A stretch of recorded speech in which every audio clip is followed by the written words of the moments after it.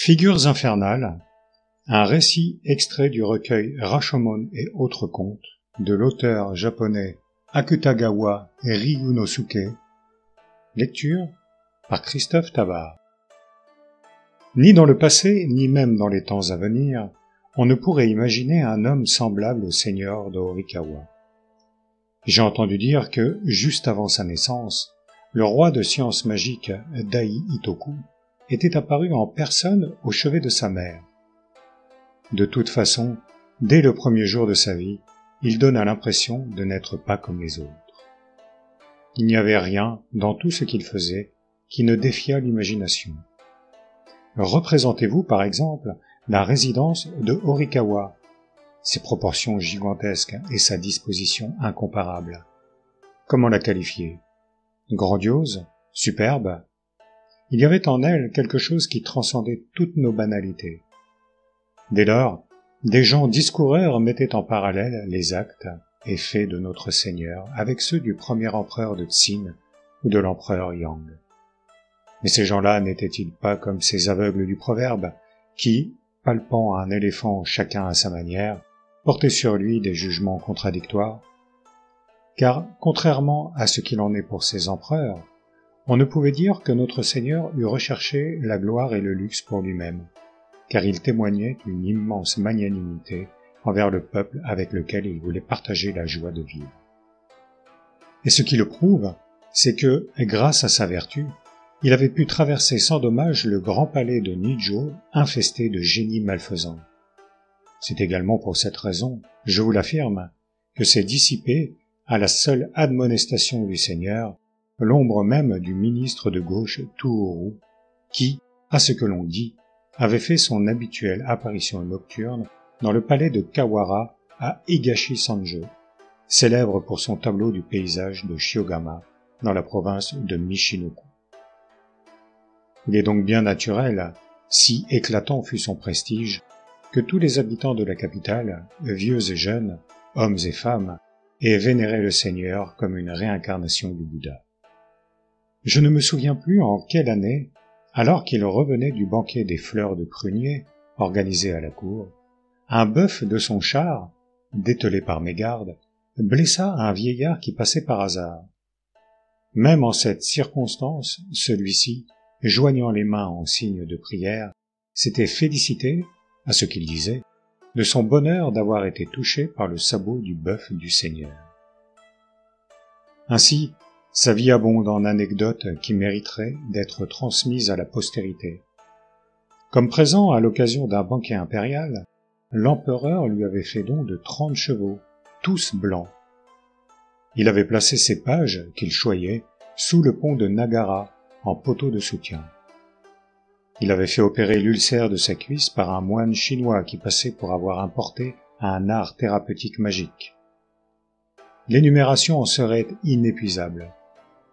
Mais de ces nombreux épisodes, nul n'est plus terrifiant que l'histoire du paravent des figures infernales, conservée aujourd'hui encore dans sa maison au titre de trésor de famille.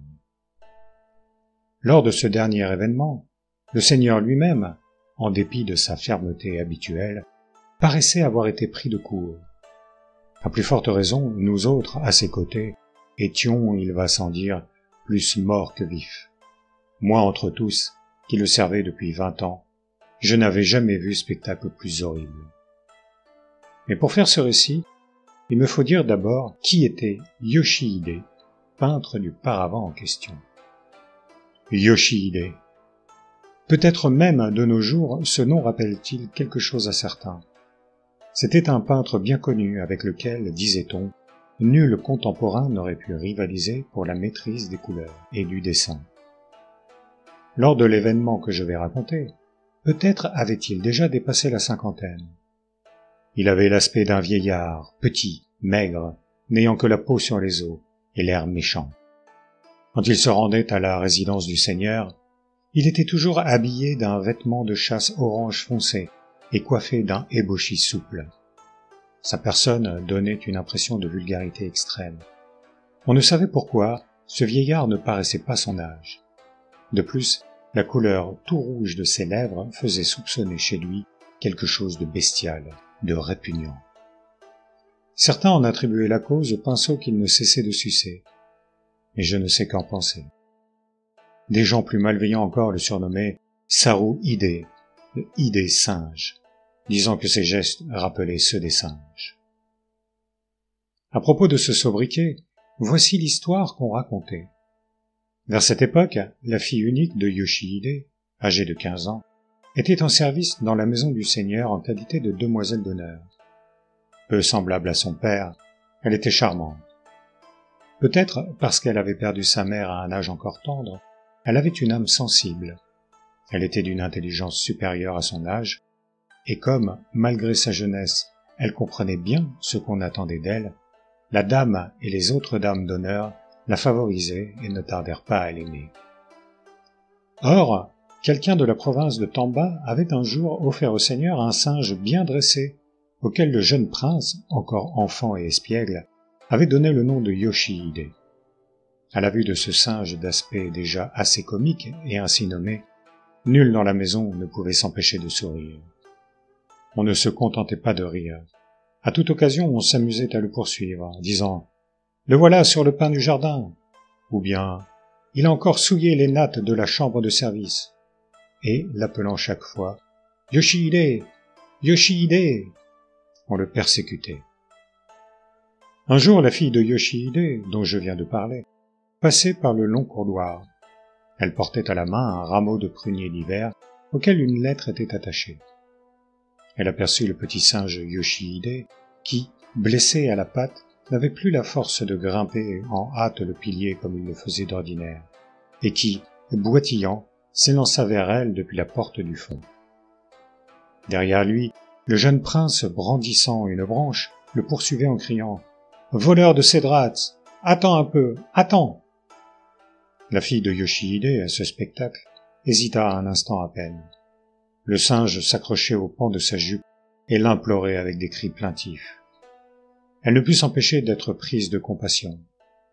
De sa main restée libre, l'autre tenant toujours le rameau de prunier, elle ouvrit légèrement sa manche vaporeusement violette, prit doucement le singe sur son bras et s'inclina respectueusement devant le jeune prince auquel elle dit d'une voix calme « Veuillez me permettre d'intercéder en faveur de ce singe. Ce n'est qu'une bête, veuillez lui pardonner. » Mais le jeune prince, freinant difficilement sa course rapide, ébaucha une grimace et frappa 2 ou 3 fois le plancher de ses pieds. « Pourquoi le protèges-tu? Ce singe a volé des cédrates, » répondit-il. « Mais ce n'est qu'une bête, » s'exclama-t-elle de nouveau. La jeune fille renouvela sa supplication et, esquissant tristement un sourire, osa dire « Ce singe s'appelle Yoshihide. Dès lors, je ne puis m'empêcher de demander sa grâce, car j'ai l'impression que c'est mon père lui-même qui est fustigé. » Le jeune prince, malgré son irritation, ne pouvait insister davantage. « Bon, s'il s'agit de ton père, je suis obligé de céder. » Sur ces paroles prononcées comme malgré lui, jetant la branche qu'il avait à la main, il se retira vers la porte par laquelle il était entré. Après cet incident, la fille de Yoshihide et ce petit singe devinrent bons amis. Elle accrocha au cou de l'animal un petit grelot d'or suspendu à un très beau ruban que la jeune princesse lui avait donné. Le singe, de son côté, quittait rarement la jeune fille. Lorsqu'il arrivait que, légèrement enrhumée, elle garda le lit, son petit compagnon, le visage attristé semblait-il, assis à demeure au chevet de la malade, s'occupait à ronger ses ongles. Mais les choses prenaient d'ores et déjà une tournure curieuse. Personne ne persécutait plus le petit singe. Au contraire, tout le monde se mit à le choyer. Enfin, le jeune prince lui-même alla jusqu'à lui jeter des fruits de plaques miniers ou des châtaignes. Ce n'est pas tout. Un coup de pied donné au singe par un officier mit le jeune prince en fureur, à ce qu'on raconte. Peu importe. Le seigneur ordonna expressément à la jeune fille de se présenter devant lui avec son protégé. Et cela, parce qu'il avait entendu parler de la colère du jeune prince. Le seigneur aurait, bien entendu, pris connaissance de la raison pour laquelle la jeune fille choyait le singe. « Ta piété envers ton père me touche, je l'apprécie, » lui dit le seigneur. Selon sa volonté particulière, une robe de couleur pourpre fut donnée à la jeune fille en récompense. Comme pour surenchérir, le petit singe, à l'amusement général, imitant les gestes humains, reçut respectueusement le présent dans ses 2 mains, ce qui, dit-on, porta la bonne humeur du seigneur à son comble. Ainsi vous pouvez voir que la faveur dont le seigneur entourait la fille de Yoshihide était uniquement due à son admiration pour la bonne conduite de cette dernière, et non, comme le prétendaient les rumeurs, à son goût pour les belles femmes. Il faut tout de même reconnaître qu'il y avait eu quelques raisons plausibles pour faire naître ces rumeurs, mais je vous en parlerai en son lieu et plus à loisir. Qu'il suffise ici de vous dire que le seigneur n'était pas de cette espèce de gens qui s'amusent à s'amouracher d'une fille de basse condition comme celle d'un simple peintre, si belle fût-elle. La fille de Yoshihide s'était retirée de l'audience, comblée d'honneur. En femme intelligente, elle s'était conduite de telle manière qu'elle put conjurer toute jalousie de la part des dames d'honneur les plus mesquines.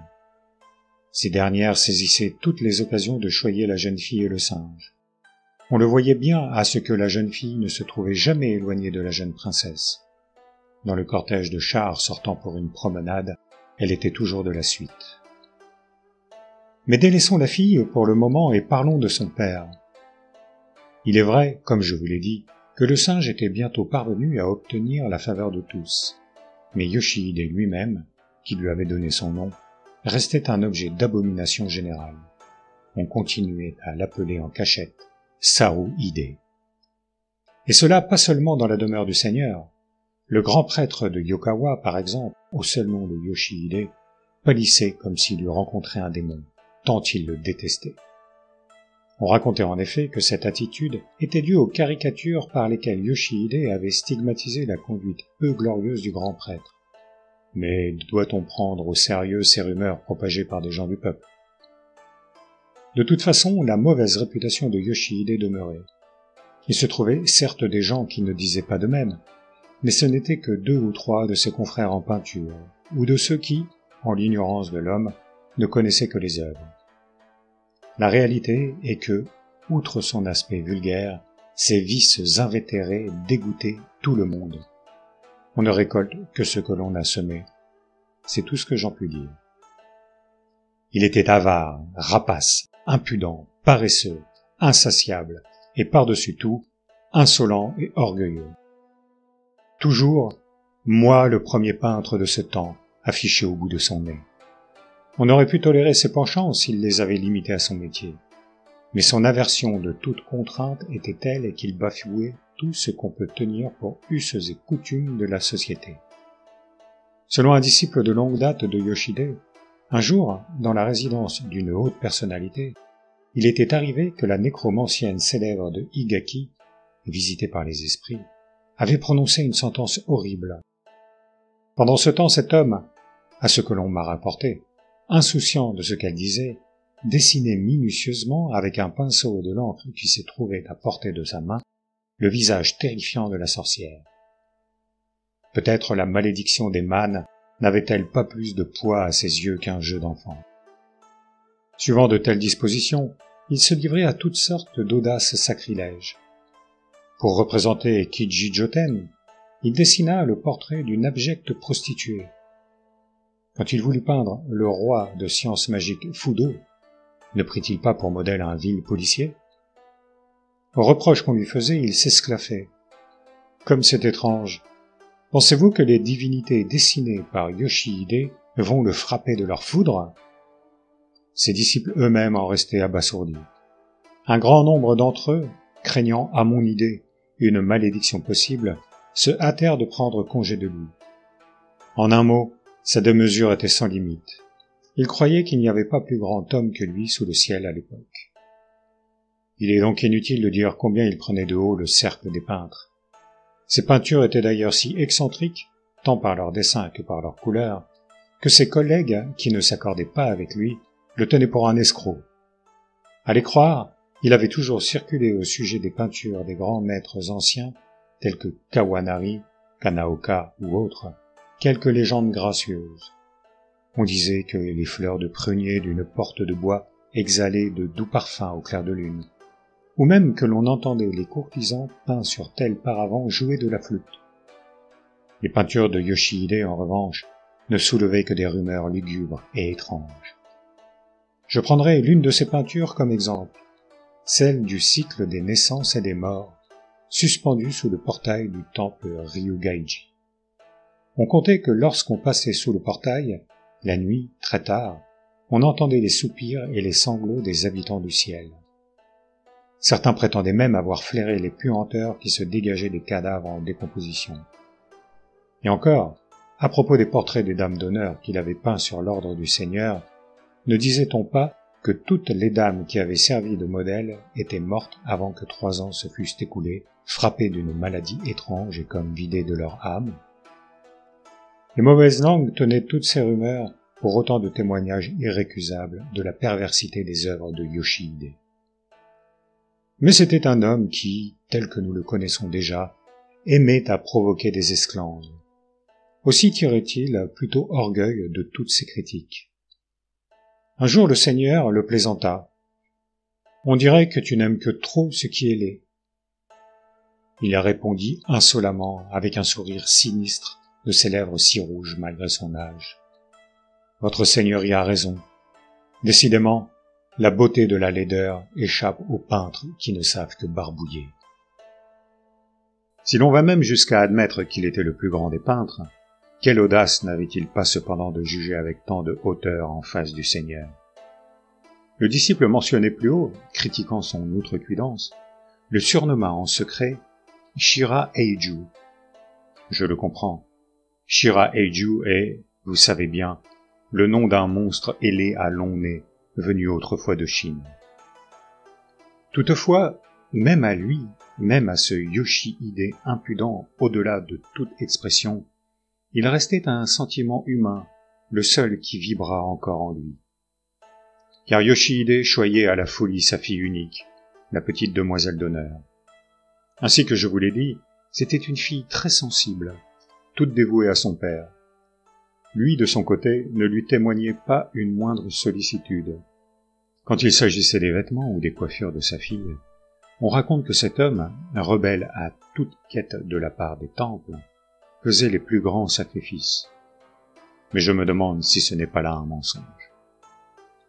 Cependant, s'il la chérissait, il s'en tenait là. L'idée, par exemple, de lui trouver un bon époux était bien éloignée de ses pensées. Pis encore, s'il s'était trouvé quelqu'un qui se fût risqué à lui faire la cour, il n'eût pas hésité à le faire attaquer de nuit, soudoyant à cette fin les vauriens du quartier. Les choses en étaient là, quand, sur la demande expresse du Seigneur, la jeune fille entra à son service comme demoiselle d'honneur. Le père en fut très mécontent. Il garda visage renfrogné pendant quelque temps, devant le Seigneur même. La seule vue de son visage aurait donné naissance aux bruits selon lesquels le Seigneur, entiché de la beauté de la fille, se l'était attaché malgré l'opposition du père. Si ces rumeurs étaient fausses, il n'en reste pas moins vrai que Yoshihide, par tendresse envers son enfant, avait toujours souhaité qu'on la renvoyât chez lui. À une certaine époque, sur l'ordre du Seigneur, il peignit le Bouddha enfant. Il prit pour modèle un page favori du Seigneur. Il s'en tira avec bonheur. Le Seigneur lui en exprima sa grande satisfaction. « Je te donnerai comme récompense tout ce que tu voudras. Ne te gêne pas pour le dire. » Que pensez-vous qu'il sollicita alors, respectueusement prosterné? Il eut l'audace de déclarer « Accordez-moi la grâce, Seigneur, de me rendre ma fille. » On eût pu le tolérer chez un autre seigneur, mais la jeune fille était au service du seigneur de Horikawa. Là, si grand l'amour paternel du peintre fut-il, il ne pouvait excuser son indiscrète supplique. À cette réponse, le seigneur parut mécontent et resta un moment sans parler, dévisageant Yoshihide. Enfin, il dit froidement « Cela, je ne puis l'accorder. » Et, coupant court, il se retira. Des incidents analogues se renouvelèrent 4 ou 5 fois, me semble-t-il. Le regard du Seigneur fixé sur Yoshihide paraissait devenir chaque fois plus glacial. Je m'en souviens aujourd'hui. De son côté, la jeune fille s'inquiétait-elle du sort de son père? Quand, par exemple, elle se retira dans sa chambre, on la voyait souvent sangloter en silence, mordillant la manche de sa robe de dessous, ce qui ne pouvait qu'alimenter les bruits selon lesquels le Seigneur s'était épris de la fille de Yoshihide. Certains même laissaient entendre que le paravent des figures infernales tirait son origine de la résistance de la jeune fille aux assiduités du Seigneur. Mais là ne doit pas être la vérité. Selon ce que nous pensons, le Seigneur avait cru bon de retenir auprès de lui la jeune fille, uniquement par pitié pour elle, parce qu'il avait l'idée généreuse de la laisser vivre à l'aise dans sa résidence au lieu de la renvoyer chez son excentrique de père. Il n'en est cependant pas moins vrai qu'il aimait cette jeune fille au naturel doux et tendre. On ne doit assurément pas lui en attribuer pour autant un certain désir frivole. Il serait mieux de trancher la question en disant qu'il s'agissait là de suppositions sans fondement. Mais laissons cet épisode. Quoi qu'il en fût, la faveur du Seigneur envers Yoshihide avait, par cette affaire, sensiblement diminué lorsque, on ne sait pour quel motif, le Seigneur le convoqua en hâte et lui passa commande du paravent. À ces mots de paravent des figures infernales, il me semble que l'aspect terrifiant de cette peinture s'impose immédiatement. Des scènes de l'enfer, il en est d'autres, mais les toiles de Yoshihide différaient par leur composition de celles de ses collègues. Les 10 rois et leurs suites étaient relégués, rapetissés dans un coin du paravent, et dans tout l'espace libre tourbillonnaient des flammes puissantes, au point de roussir le mont des glaives et les arbres hérissés de sabre. De sorte que, hormis les robes jaunes et bleues à la chinoise des suppôts de l'enfer, çà et là dispersées, les langues de feux impétueuses remplissaient tout l'espace dans lequel dansaient avec furie, en forme de svastika, des fumées noires tracées en éclaboussures d'encre et des étincelles de feu projetées en poudre dorée. Cela seul, par sa puissance évocatrice, aurait suffi à frapper les yeux. Enfin, il n'y avait pas un damné à se contorsionner dans cette géhenne qui eût rien de commun avec ceux des habituelles figures infernales. La raison en est qu'en ces multitudes de damnés, Yoshihide avait représenté les hommes de toutes conditions, depuis les courtisans jusqu'aux mendiants et jusqu'aux réprouvés. Grands officiers de la cour dans leurs impeccables robes de cérémonie, séduisantes dames d'honneur dans leurs robes à 5 plis, récitant avec leurs chapelets au cou, jeunes guerriers à hautes chaussures en bois, fillettes minces dans leurs longues robes, devins portant la bandelette sacrée à la main. Il n'est pas possible de les énumérer tous.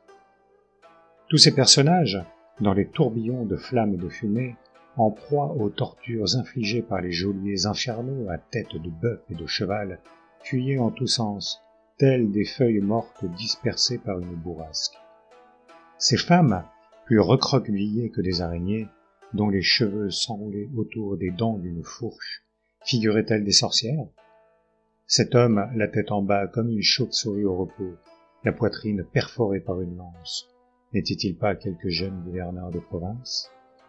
Et ces innombrables damnés, flagellés de fouets de fer, écrasés sous un rocher que 1000 hommes auraient peine à mouvoir, déchirés par de monstrueux oiseaux, mordus par les mâchoires d'un dragon venimeux, autant de tortures que de réprouvés. Mais ce qui surpassait en horreur toutes ces atrocités, c'était, accrochant le sommet d'un arbre en forme de défense de bêtes féroces, aux branches de cet arbre, tout garni de sabres, on voyait de nombreux trépassés transpercés de part en part, un char qui tombait en plein ciel. Soulevé au vent infernal, le store du char laissait voir à l'intérieur une dame de cour vêtue d'un habit si magnifique qu'on l'eût prise pour une impératrice ou une concubine impériale, et dont la longue chevelure noire flottait au gré des flammes, et qui se tordait, la tête renversée. Son visage tourmenté, le char embrasé, tout peignait le suprême degré de la souffrance dans les flammes de la damnation. On peut dire que toutes les horreurs répandues sur le vaste paravent servaient de fond à ce seul personnage. La puissance d'inspiration qui animait cette peinture était telle qu'à la voir on croyait entendre les hurlements mêmes de l'enfer. Ah, c'est que pour y réussir, pour peindre une telle œuvre, il avait fallu que se produisît le terrible événement que voici, et que s'il n'avait vécu cet événement, Yoshihide, tout grand peintre qu'il fût, n'aurait pu représenter avec un tel réalisme les tortures de l'enfer. Mais l'achèvement du paravent fut payé d'une issue atroce qui entraîna la mort de son auteur. On peut dire que cet enfer, réalisé par le plus grand peintre de l'époque, Yoshihide, était l'enfer dans lequel il se précipitait lui-même. Dans la hâte que j'ai mise à vous décrire ce curieux paravent, peut-être n'ai-je pas respecté l'ordre de la narration. Nous allons donc revenir à Yoshihide, auquel le Seigneur a passé commande d'une peinture de l'enfer. À partir de ce moment, pendant 5 ou 6 mois, sans même se présenter à la résidence du Seigneur, Yoshihide s'absorba dans la composition du paravent. Malgré son attachement à sa fille, dès qu'il fut à l'œuvre, il perdit, raconte-t-on, tout désir de voir ne serait-ce que son visage. N'est-ce point extraordinaire? Au dire du disciple déjà mentionné, une fois plongé dans le travail, cet homme fut comme possédé par l'esprit d'un renard. Selon des rumeurs du temps, sa réussite en peinture était due à un serment qu'il avait fait devant le grand Dieu du bonheur. Certains affirmaient que, si on l'épiait lorsqu'il peignait, on voyait de sinistres ombres de renards rôder autour de lui. Ainsi, le pinceau à la main, il oubliait tout, sauf l'achèvement de la toile à laquelle il se consacrait. Nuit et jour, enfermé dans une chambre, c'est à peine s'il voyait la lumière du soleil. En particulier, lors de la composition du paravent, des figures infernales, son acharnement parut exceptionnel. Par là, je n'entends pas que, dans sa chambre au store baissé même de jour, cet homme, à la lueur d'une lampe à huile, composait sans relâche des couleurs selon ses recettes, ou dessinait minutieusement les silhouettes de chacun de ses disciples, à qui il faisait revêtir cottes, vêtements de chasse. Non, car il n'avait jamais hésité à se livrer à de pareilles bizarreries au cours d'autres travaux que celui du paravent. Ainsi, quand il s'était dédié à la peinture du cycle des naissances et des morts, maintenant suspendu au portail du temple Ryugaiji, assis imperturbable devant un cadavre abandonné dans la rue, et dont tout homme normal aurait détourné les yeux, il en avait dessiné le visage et les membres à demi décomposés, sans omettre un seul cheveu. On se demandera alors quel pouvait bien être cet acharnement exceptionnel que j'ai signalé. Je n'ai pas maintenant loisir d'entrer dans les détails, mais voici à peu près comment les choses s'étaient passées. Un certain jour, un de ses disciples, toujours celui dont j'ai parlé, broyait des couleurs. Le maître entre précipitamment et lui dit « Je veux faire un peu de sieste. Ces jours-ci, je souffre de cauchemars. » Comme il n'était pas rare de l'entendre parler ainsi, le disciple, sans délaisser son travail, répondit sans chaleur « Bien, maître. » Yoshihide, cependant, le visage attristé, ce qui lui était peu habituel, demanda, hésitant, « Ne voudrais-tu pas veiller à mon chevet pendant que je dormirais ?» Le disciple, bien qu'intrigué par cette préoccupation de son maître, répliqua seulement « Entendu », car il n'y avait rien de plus facile. Mais le maître, l'air toujours soucieux et hésitant encore, ajouta « Alors accompagne-moi tout de suite au fond de la maison. Les autres peuvent venir, mais ne laisse entrer personne dans la chambre pendant que je dors. » Le fond de la maison constituait son atelier. Ce jour-là encore, dans la chambre, toute porte coulissante fermée comme pour la nuit, à la lueur de la lampe se dressait, largement ouvert en cercle, le paravent en question sur lequel le dessin seul avait été tracé au fusain. Là, Yoshihide, appuyé sur son coude en guise d'oreiller, plongea dans le sommeil comme un homme épuisé. Une demi-heure à peine s'était écoulée quand une voix lugubre au-delà de toute expression se fit entendre aux oreilles du disciple qui veillait. Au début, ce ne fut qu'un simple bruit. Bientôt une voix articula peu à peu des mots, et, semblable au gargouillement d'un homme qui se noie, ce furent les paroles suivantes. « Comment ? Tu m'appelles ? Où ? Tu m'appelles où ? Dans l'abîme ? Dans les flammes de l'enfer ? Qui es-tu ? Qui dit cela ? Qui es-tu ? Ah, c'est... » Le disciple arrêta machinalement sa main qui broyait les couleurs, et, intimidé, épia de biais le visage de son maître. Ce visage devenu blafard, marqué de rides, se mouillait de grosses gouttes de sueur. La bouche aux lèvres desséchées et aux dents rares s'ouvrait toute grande comme pour haleter. Quelque chose y agitait rapidement, comme manœuvré par un fil. C'était la langue. Les paroles mal articulées venaient de toute évidence de cette langue. « Tiens, c'est toi. Oui, c'est toi. Je m'en doutais. Comment? Tu es venu me chercher? Alors tu me dis de venir? Dans l'abîme où ma fille m'attend ?» À ce moment, le disciple avait ressenti un tel malaise, m'a-t-il dit, qu'il eut l'impression qu'une ombre étrange et vaporeuse s'allongeait, informe, sur la surface du paravent. Il va sans dire que le disciple ne tarda pas à secouer son maître de toutes ses forces. Mais Yoshihide, toujours soliloquent dans son demi-rêve, ne parvenait pas à s'éveiller. Alors, le disciple se décida à asperger le visage du maître avec l'eau destinée à laver les pinceaux. « Je t'attends, viens dans ce char, viens jusqu'au fond de l'abîme. » Ces phrases, l'eau qui tomba alors les transforma en un bredouillement rauque et étranglé. Yoshihide, ouvrant enfin les yeux, se dressa précipitamment, plus vite que s'il eût été piqué par une épingle. Et derrière ses paupières paraissaient flotter encore les formes monstrueuses du rêve. L'œil hagard et la bouche bée, il fixa un moment son regard dans le vide. Bientôt, cependant, il parut se ressaisir. « Suffit, va-t'en, ordonna-t-il à son disciple d'un ton un peu plus sec. Sachant qu'une protestation élevée en tel cas provoquait toujours l'exaspération du maître, le disciple s'enfuit en hâte de la chambre. Quand il vit au dehors les rayons du soleil encore lumineux, il se sentit soulagé, raconta-t-il, comme si c'eût été lui-même qui se fût réveillé d'un cauchemar. Mais cet exemple n'est rien. Un mois plus tard, ce fut au tour d'un autre disciple d'être appelé dans l'atelier. Yoshihide suçait son pinceau à la lueur de la lampe à huile. Tout à coup, il se tourna vers le disciple et lui lança brusquement « Je te demande un service. Veux-tu te déshabiller ?» Comme c'était un ordre que le disciple avait déjà exécuté à l'occasion, il se dévêtit immédiatement, se mettant entièrement nu. Le maître grimaça de façon bizarre. « J'ai le désir de voir un homme enchaîné.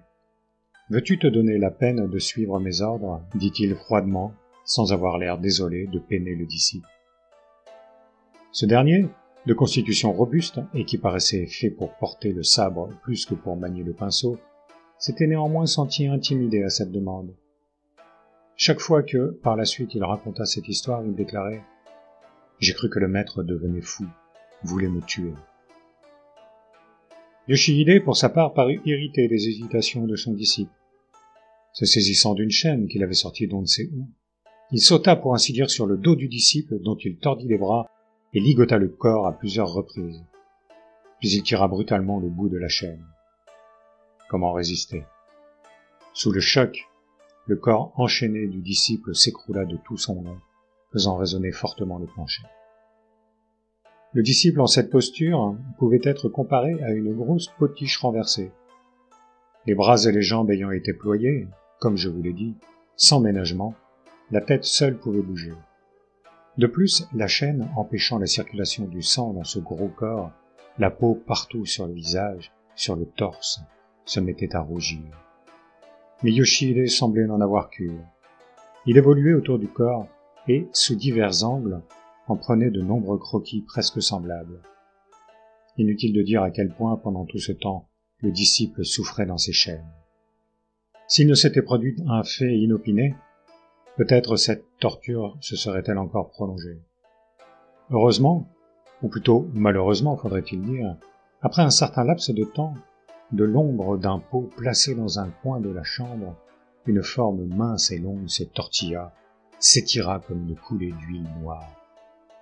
Tout d'abord, comme agglutinée, elle se déplaçait lentement, mais bientôt elle se mit à glisser avec plus de souplesse, chatoyant çà et là, jusqu'au bout du nez du disciple qui l'aperçut. Le souffle coupé, il s'écria « Un serpent! Un serpent !» À ce qu'il a raconté, il avait senti tout son sang se glacer d'un coup. On le comprend. En effet, le serpent avait failli toucher, du bout de sa langue froide, la chair de son cou mordu par la chaîne. Devant cet incroyable incident, Yoshihide, malgré son sang-froid impudent, se serait affolé. Il jeta précipitamment son pinceau, puis, s'étant penché en avant, tout aussitôt saisi prestement par la queue le serpent qui l'éleva en l'air, la tête en bas. Le serpent ainsi suspendu, relevant la tête, se tordit sur lui-même sans cependant atteindre la main qui le tenait. « Par ta faute, j'ai raté un magnifique coup de pinceau !» grommela Yoshihide, hargneux, et il lança sans façon le serpent dans le pot au coin de la chambre. Et, bougonnant, il défit la chaîne qui ligotait le corps du disciple. Sans plus. Il n'eut même pas daigné accorder un mot de consolation à son disciple, la victime. Peut-être eût-il été plus dépité d'avoir manqué un coup de pinceau dans son œuvre que de voir son disciple mordu par le serpent. À ce que j'ai entendu dire par la suite, il avait aussi élevé ce serpent pour lui servir de modèle. Par ce seul fait, vous pourrez imaginer l'acharnement dément et inquiétant de cet homme. En voici un dernier exemple. Un disciple de 13 ou 14 ans dut, lui aussi, à cause de ce paravent, subir une épreuve terrible qui aurait pu lui coûter la vie. Il avait une peau blanche et une constitution plutôt féminine.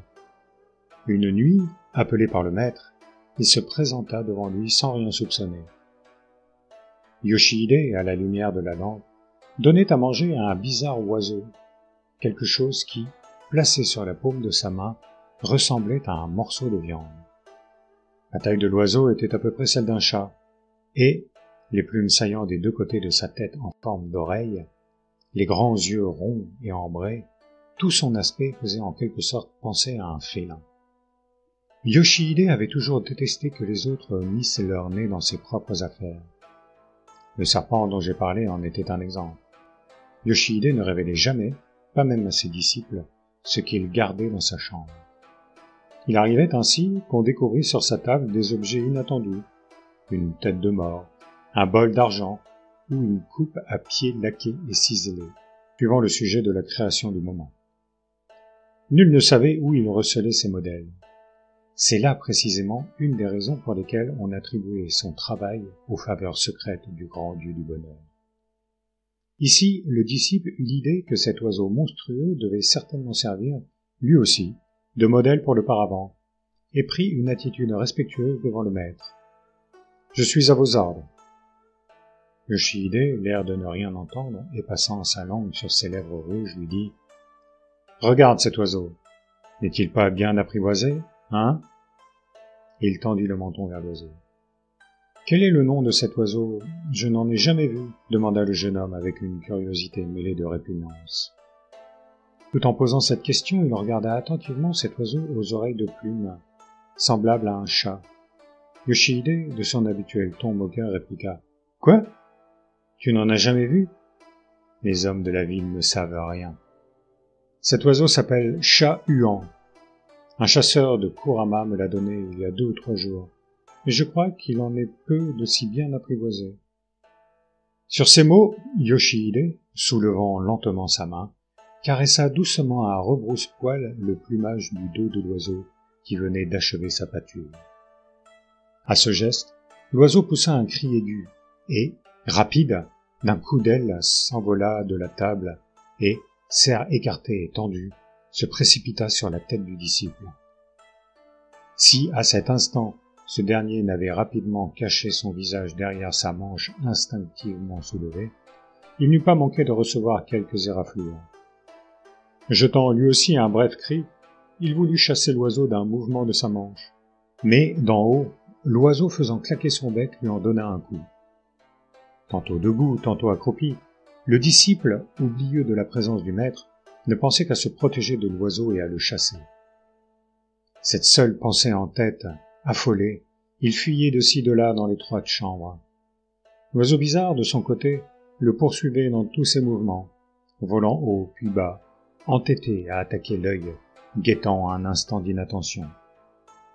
Le battement furieux des ailes renouvelées à chaque assaut créait une atmosphère étrange, qui rappelait, que dire, quelque chose comme l'odeur des feuilles mortes, les poussières liquides d'une cataracte, ou les relents de fruits pourris et fermentés conservés en cachette par des singes sauvages. Une atmosphère étrange en tout cas qui emplissait la chambre d'une apparence lugubre, au-delà de toute expression. Et la lumière même de la lampe à huile luisait, aux yeux du disciple, comme un trouble clair de lune. La chambre du maître, telle qu'elle était, lui semblait s'être transformée en une vallée maudite, enfouie dans de lointaines montagnes. Le disciple se sentit absolument abandonné, m'a-t-on dit. Mais les assauts du chat-huant n'étaient pas la seule chose qui l'horrifia. Ce qui, plus encore, le remplit d'épouvante, ce fut le maître Yoshihide lui-même qui, en une contemplation impassible de ce remue-ménage, papier déroulé, léchant son pinceau, dessinait sans hâte ce spectacle infernal d'un monstre ailé torturant un garçon si doux qu'on l'eût pris pour une fille. À la vue du maître en cette attitude, le disciple fut en proie à une terreur indicible. Un moment, en effet, il avait cru périr victime de son maître. C'est ce qu'il m'a raconté lui-même. De fait, il n'est pas absolument inconcevable que le maître eût pu le laisser mourir. Que ce soir-là il fit appeler exprès ce disciple pouvait bien avoir pour motif son intention de peindre sa fuite désespérée devant le chat-huant excité.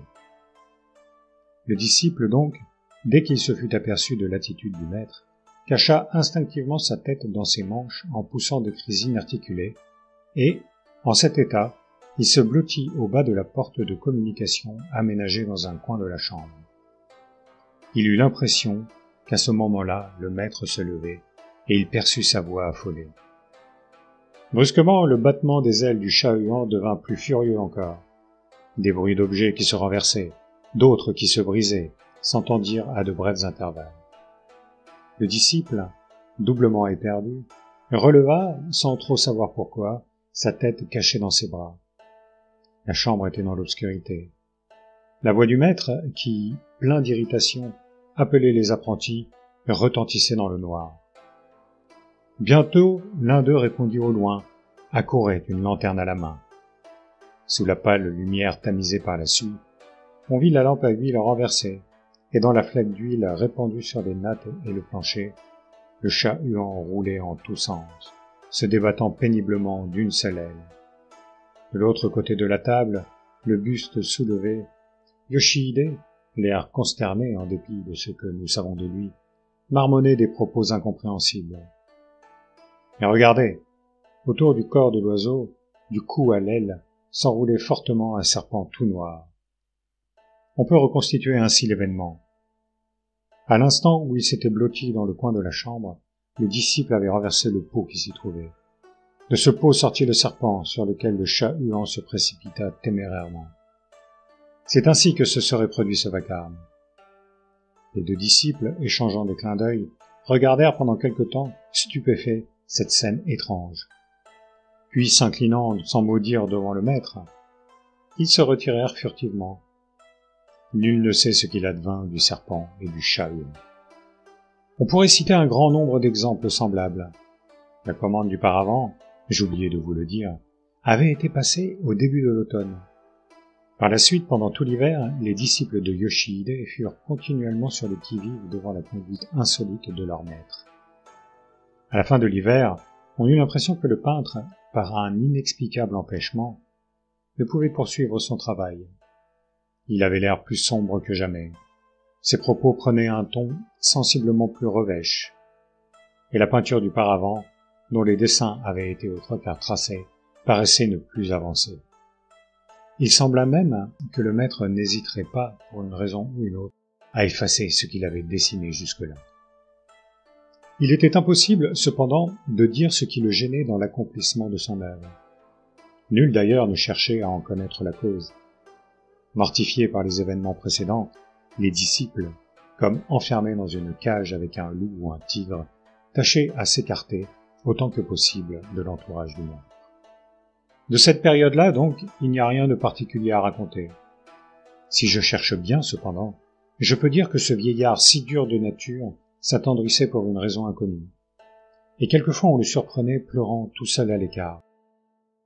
Ainsi un jour, un disciple qui passait par le jardin constata que le maître, tout pensif, debout dans le couloir, regardait le ciel annonçant le printemps.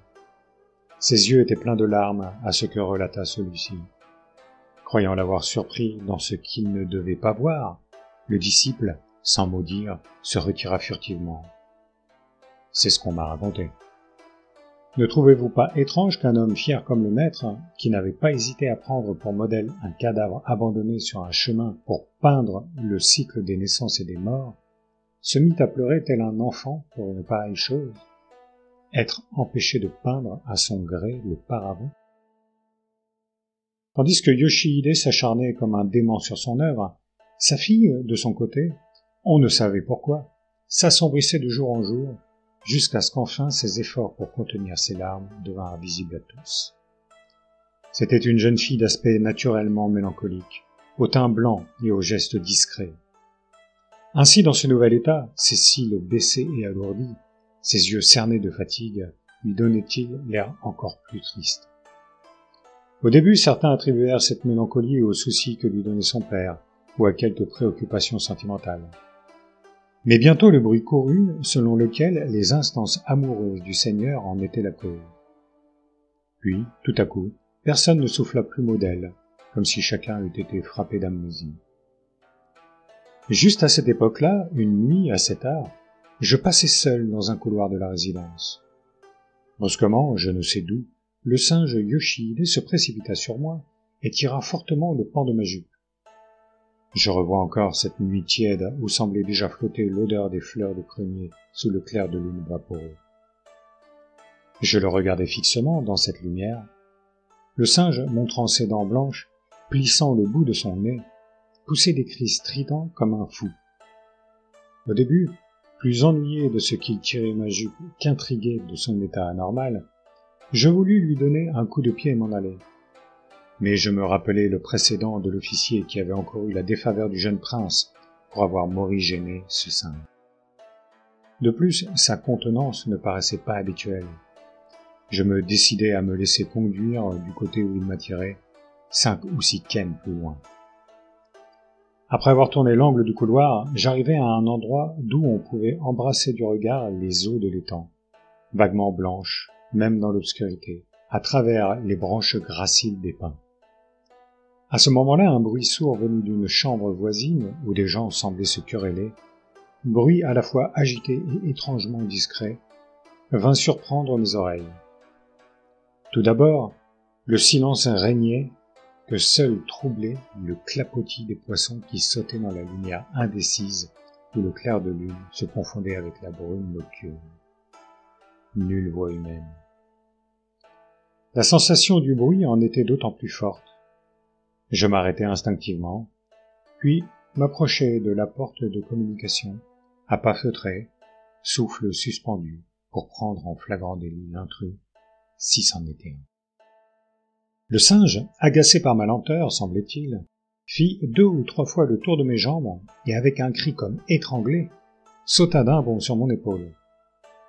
Machinalement, je renversai le cou en arrière pour éviter ses ongles. Lui, accroché à la manche de ma cotte, s'efforçait de ne pas tomber de mon épaule. Accusant le choc, je vacillai et vins heurter violemment du dos la porte de communication. Je n'avais donc plus à hésiter un seul instant. J'ouvris brusquement la porte et voulus m'élancer vers le fond de la chambre que le clair de lune n'atteignait pas.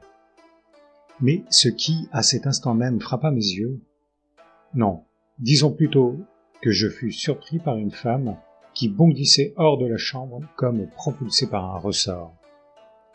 Elle me bouscula presque et se précipita au dehors. Mais tout à coup, elle s'arrêta et, s'agenouillant là, haletante, elle regarda mon visage comme une chose horrible, tremblante encore de tout son corps. Il est superflu de dire que c'était la fille de Yoshihide. Mais ce soir-là, l'impression que j'eus d'elle fut d'une telle fraîcheur qu'il me sembla être en présence d'une autre femme. Ses yeux grands ouverts luisaient, ses joues étaient empourprées, sa jupe et sa robe négligemment défaites ajoutaient même à sa grâce séduisante, toute différente de sa puérilité habituelle. Était-ce vraiment la fille de Yoshihide, si fragile, si réservée en tout? Appuyé contre la porte de communication, je regardais dans le clair de lune la silhouette gracieuse de la jeune fille. Et pointant le doigt, comme s'il s'agissait d'une chose qu'on eût pu indiquer ainsi, dans la direction du bruit de pas qui s'éloignait en hâte, je lui demandai calmement, du regard, qui cela pouvait être. La jeune fille alors, se mordant les lèvres, secoua seulement la tête, sans mot dire. Toute son attitude exprimait une humiliation navrante. Je m'inclinai pour rapprocher ma bouche de son oreille et lui demander cette fois à voix basse. « Qui est-ce » Mais, secouant toujours la tête, elle ne répondit pas. Les larmes perlaient au bord de ses longs cils. Elle se mordit plus fortement les lèvres. Lent de nature, je ne puis me rendre compte que de ce qui est trop clair. Aussi, ne sachant comment l'interroger davantage, je restai figé là, comme écoutant battre son cœur dans sa poitrine. J'éprouvais en outre une certaine gêne qui m'interdisait de poursuivre mon interrogatoire indiscret. Combien de temps fûmes-nous ainsi ? Je ne sais. Bientôt je fermai la porte laissée ouverte jusque-là, me tournai vers la jeune fille qui semblait remise de son étourdissement et lui dis avec la plus grande douceur « Rentrez à la chambre de service ».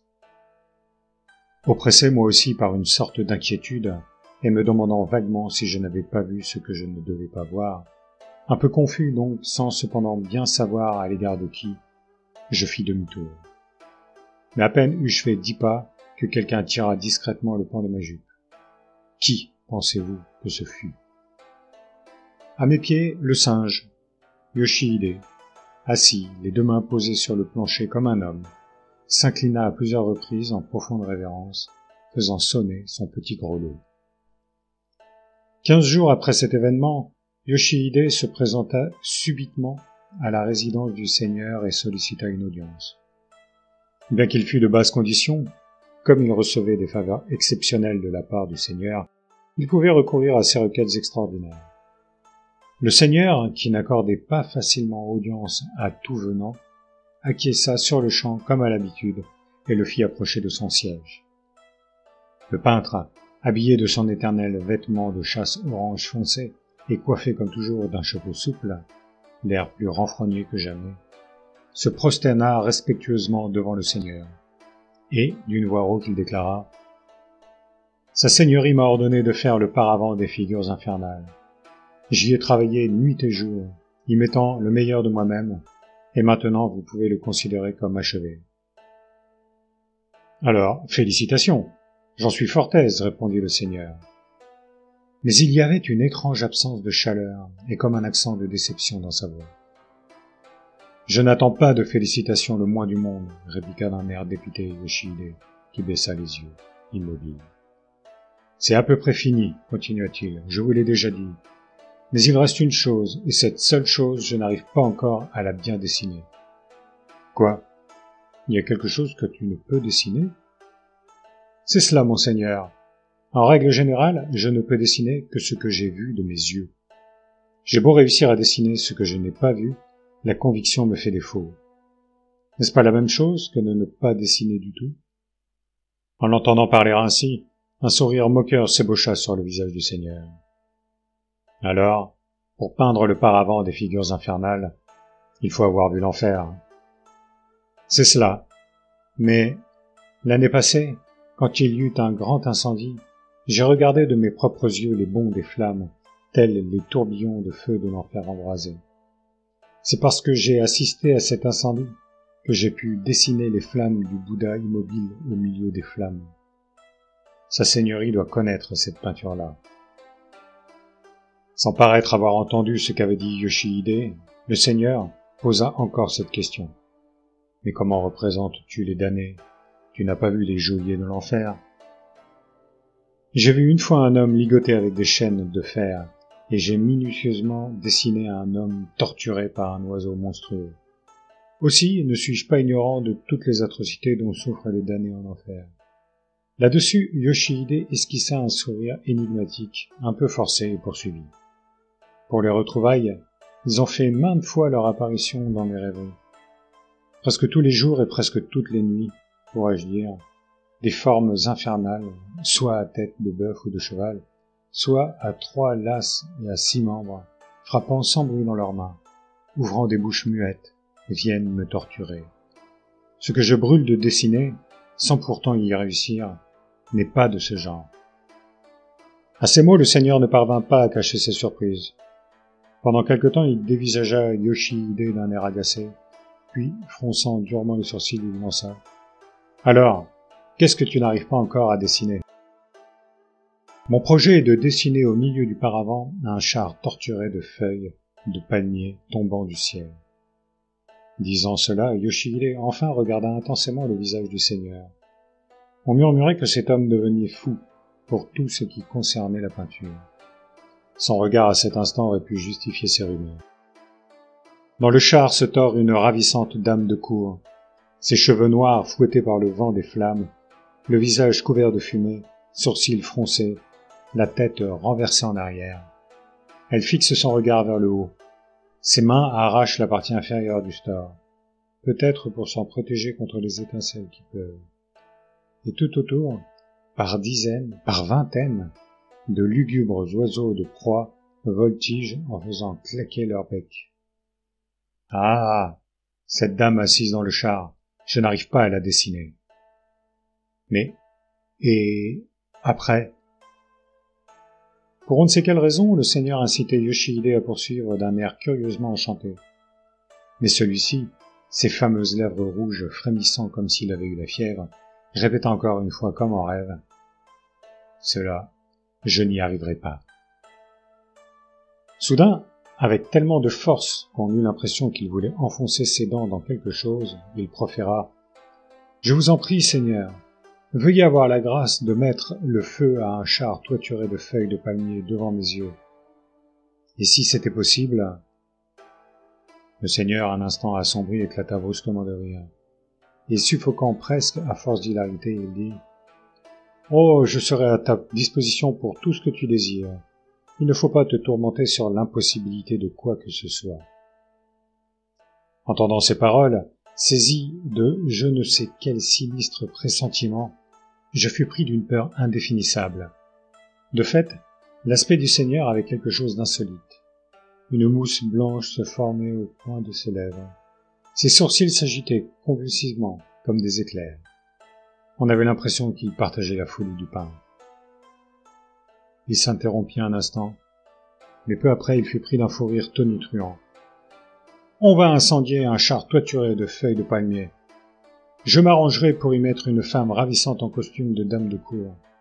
Une femme dans un char qui agonisera et se tordra au milieu de flammes et de fumée noire.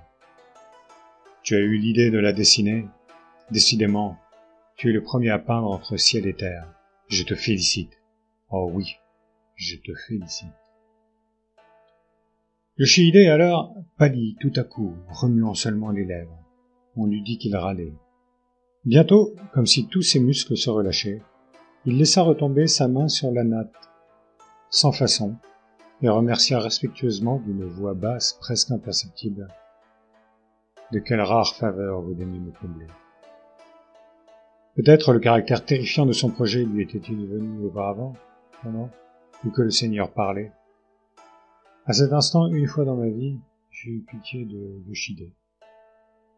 2 ou 3 jours plus tard, pendant la nuit, conformément à sa promesse, le Seigneur convoqua Yoshihide et, devant ses yeux, fit brûler un char de feuilles de palmier. Il faut ajouter que la scène n'eut pas lieu dans la résidence de Horikawa. Le Seigneur fit dresser un bûcher dans sa villa, qui était en banlieue, et qu'avait habité autrefois sa sœur, villa, communément appelée, et résidence de Gyukage. Cette résidence était depuis longtemps inhabitée. Les vastes domaines laissés à l'abandon avaient fini par prendre un aspect isolé. Les gens qui avaient vu ce jardin désert avaient imaginé bien des choses. Il courait aussi des rumeurs persistantes sur le sort de la princesse qui y avait péri. Certains même rapportaient que les nuits privées de lune, un jupon écarlate, étrange, rôdait dans le couloir sans toucher terre. Mais cela peut se comprendre. Dans cette résidence, qui en plein jour semblait désolée, tout devenait si lugubre après le coucher du soleil, que le jet d'eau résonnait d'une façon plus sinistre encore, et que les hérons qui traversaient le ciel à la clarté des étoiles semblaient des monstres ailés. Cette nuit-là précisément, il n'y avait pas de lune, et il faisait très sombre. À la lumière de la lanterne posée près de son siège, et vêtu d'une robe vert clair et d'une jupe d'un violet foncé, sur lequel se découpaient les armoiries de sa maison, le Seigneur prit place, tout près du bord de la véranda, commodément assis en tailleur, sur un coussin blanc, de forme ronde, bordé de dessins de 2 couleurs. Autour de lui étaient rangés respectueusement les gens de l'escorte, en nombre de 5 ou 6. Il n'y avait là rien d'anormal. Toutefois, il se trouvait un personnage qui avait l'air particulièrement soucieux. C'était un guerrier bien charpenté qui passait pour être devenu capable d'écarteler jusqu'aux cornes un cerf vivant, depuis que, contraint par la faim, il avait, pendant la guerre de Michinoku, mangé de la chair humaine. D'aspect redoutable, il se carrait au bas de la véranda, tenant son sabre, la pointe en haut, le ventre apparemment serré dans une ceinture. Ce spectacle, dans les lueurs qui tremblotaient sous les vents de la nuit, tantôt éclairés, tantôt obscurs, comme s'il se déroulait aux confins indécis du rêve et du réel, avait je ne sais quoi de terrifiant. Et la chair torturée des feuilles de palmier, placée au milieu du jardin, avec son toit haut et massif, s'imposait de sa présence dans l'obscurité. Le bœuf n'y était pas attelé, et le long des brancards noirs, obliquement posés sur la chambrière, les accessoires en métal étincelaient comme des étoiles d'or.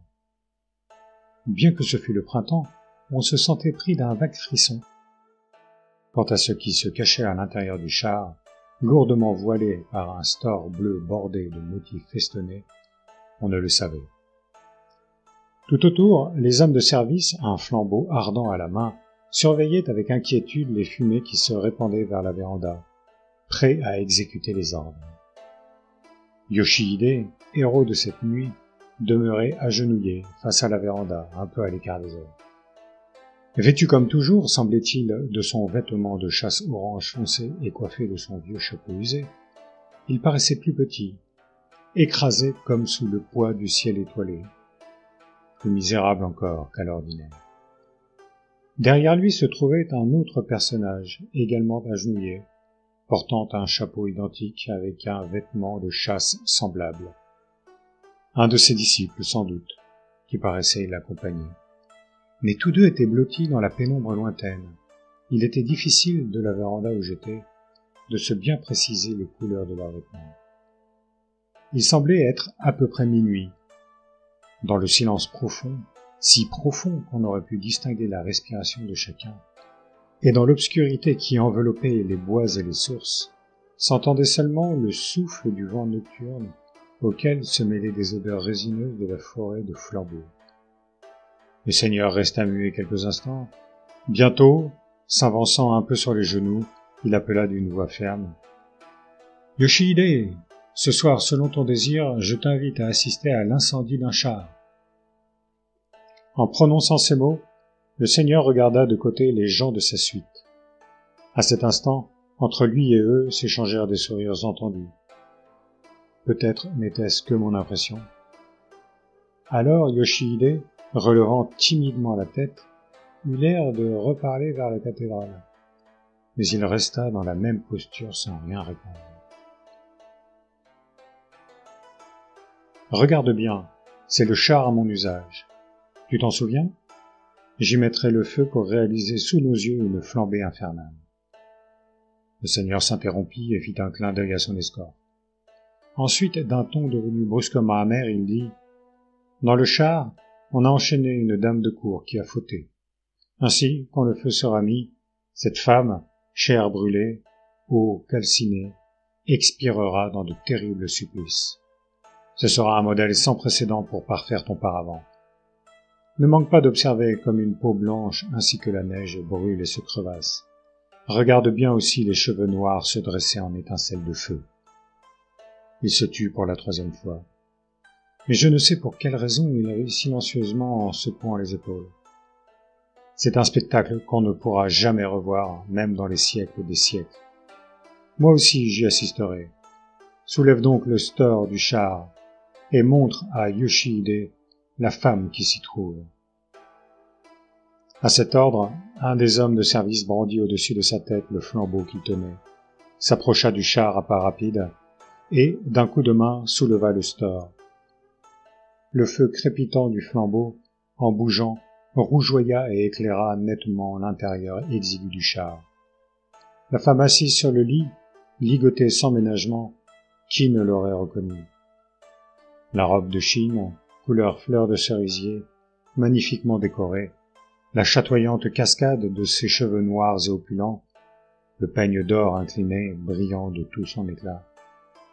Oui, le costume était différent, mais le petit corps, le cou à moitié caché par le bâillon, et le profil du visage discret jusqu'à la mélancolie, l'identifiaient sans équivoque à la fille de Yoshihide. Je faillis pousser un cri. À cet instant, le guerrier robuste qui était en face de moi se releva brusquement et, la main sur la poignée de son sabre, arrêta son regard sur Yoshihide. Surpris par ce geste, je tournai mon regard vers ce dernier. On eût dit qu'il était devenu à moitié fou devant ce spectacle. Il se leva précipitamment et, bras tendus en avant, faillit s'élancer vers le char. Mais, comme il était, je l'ai dit tout à l'heure, dans la pénombre, et malheureusement assez éloigné de moi, je ne pus détailler sa physionomie. En un instant, son visage blême, ou plutôt sa silhouette tout entière, comme étirée et suspendue en l'air par je ne sais quelle puissance invisible, se découpa sur l'ombre diffuse. Juste à cet instant, au mot d'ordre du Seigneur, « Mettez le feu !» Le char dans lequel la femme était installée, couvert des flambeaux jetés par les hommes de service, s'embrasa. À vue d'œil, les flammes l'enveloppèrent. Les glands violets de l'auvent furent soulevés comme par une rafale. Les épaisses fumées blanches, visibles même dans l'obscurité, s'élevèrent en tournoyant. Les étincelles de feu sautaient en l'air et retombaient en pluie, comme si les accessoires en métal attachés au store, au portillon, au toit, eussent éclaté d'un seul coup. Comment décrire ce spectacle terrifiant? Les couleurs des flammèches qui s'élevaient en langues de feu, roulant autour du cadre du portillon jusqu'au vide du ciel, faisaient penser à un feu céleste jailli de l'astre du jour tombant sur la terre. Moi qui avais failli crier tout à l'heure, je ne faisais maintenant que regarder, atterré, cette scène effroyable. Quant à Yoshihide, qui était père de la jeune fille, je ne pus encore oublier sa physionomie à cet instant. Cet homme qui, d'instinct, avait voulu courir vers le char, s'était arrêté devant la flambée qui commençait, et, les bras toujours tendus, regardait, comme fasciné, les flammes et les fumées qui l'enveloppaient. À la clarté du feu qui inondait son corps tout entier, son visage laid et ridé apparaissait nettement jusqu'à l'extrémité de la barbe. Mais ses yeux, grands ouverts, ses lèvres tordues, ses joues sans cesse contractées et frémissantes, tout témoignait de la peur, de l'accablement et de la surprise qui alternaient au fond de lui-même. Les voleurs dont on allait couper la tête, ou bien les damnés de 10 crimes et 5 fautes, traînés devant le tribunal des 10 rois juges, ne pouvaient avoir une physionomie plus douloureuse. À cette vision atroce, même le guerrier robuste et farouche pâlit sans le vouloir et scruta furtivement le visage du Seigneur. Mais celui-ci, les lèvres serrées, ébauchant de temps en temps un sourire énigmatique, contemplait sans désemparer le char. Et dans l'intérieur du char, je ne crois pas pouvoir jamais raconter en détail l'aspect de la jeune fille que j'y vis. La blancheur du visage renversé, suffoqué par la fumée, la longueur des cheveux enchevêtrés dans les flammes, la beauté de sa robe de Chine couleur de fleurs de cerisier, dévorée de minute en minute par le feu. Quelle scène implacable! À un moment, une poussée de vent nocturne emporta les fumées de l'autre côté, et, sur les flammes rouges saupoudrées d'étincelles dorées, se découpa la jeune fille mordant son bâillon et se tordant au point de rompre la chaîne qui la ligotait. Devant ce spectacle horrible qui rappelait les tortures de l'enfer, moi le premier, les autres et jusqu'aux guerriers farouches, tous nous eûmes un frisson mortel. On crut entendre encore un coup de vent à travers les arbres du jardin. À peine ce bruit fut-il passé, sans qu'on eût pu le situer, dans le ciel sombre, que brusquement, quelque chose de noir, sans toucher le sol ni voler en l'air, plongea tout droit, semblable à une balle, du toit de la résidence dans le char en feu. Et, à travers les cadres du portillon laqué de rouge, s'écroulant en feu et en fumée, nous vîmes ce quelque chose embrasser l'épaule de la jeune fille renversée en arrière, et l'entendîmes crier d'une longue voix aiguë et déchirante, presque insoutenable, jaillissant hors des fumées qui se répandaient. Un autre cri, un autre encore. Nous ne pûmes nous empêcher, nous aussi, de crier tous ensemble. Sur le fond de la muraille de flammes, ce quelque chose qui s'appuyait contre l'épaule de la jeune fille arc-boutée en arrière n'était autre que le singe Yoshihide, qu'on avait dû mettre en laisse à la résidence de Horikawa. Mais un instant après, la silhouette du singe s'éclipsa, tandis qu'un jet d'étincelles, semblable à la peau d'une poire saupoudrée d'or, s'élevait dans le ciel. Le singe et la jeune fille disparurent au fond du remous épais des fumées noires. Au milieu du jardin, seul, le char flambait, dans un crépitement effroyable. Une colonne de feu, plutôt qu'un char de feu, exprimerait mieux cet embrasement s'élevant jusqu'au ciel étoilé. Devant cette colonne de feu se tenait Yoshihide, figé. Ô merveille! Son visage ridé, qui était comme écrasé de douleur l'instant d'avant, au spectacle effroyable des tortures infernales, s'irradiait maintenant de clartés indicibles. Une joie extatique et lumineuse s'en dégageait, et, oubliant qu'il était devant le Seigneur, ce peintre restait debout, les bras croisés fermement sur sa poitrine.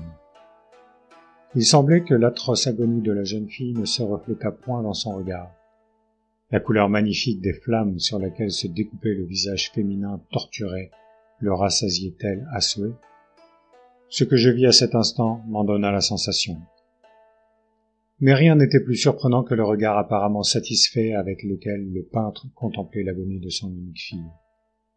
Yoshihide incarnait cette solennité exaltée, par on ne sait quelle force, élevée au-dessus de l'humain, mystérieuse même, semblable au courroux fameux du roi lion en son apparition nocturne. C'est pourquoi, sans aucun doute, les innombrables oiseaux de nuit eux-mêmes, éparpillés en vol par le feu imprévu, mais tenus en respect, était-ce une simple impression, n'osaient approcher du chapeau usé du peintre.